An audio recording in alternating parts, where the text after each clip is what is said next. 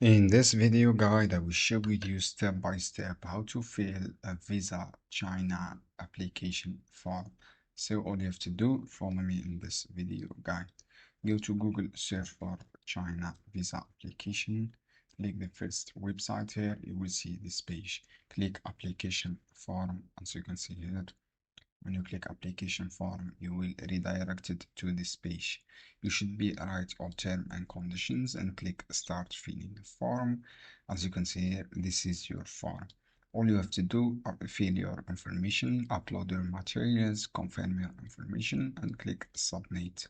From here, upload your photos, data of passport, choose your name, family names, and other names, ID China's name, choose your name for China's, birthday of date, gender, male or female, birthday date, all details and cities and province, countries, regions, and state here, and current nationalities, ID number of countries and have any nationality others, passport information, type of passport, and then click save.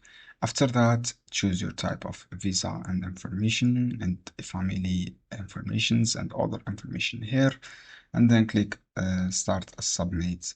Basically, this is how you can do. I hope this guide helpful for you. See you on another videos.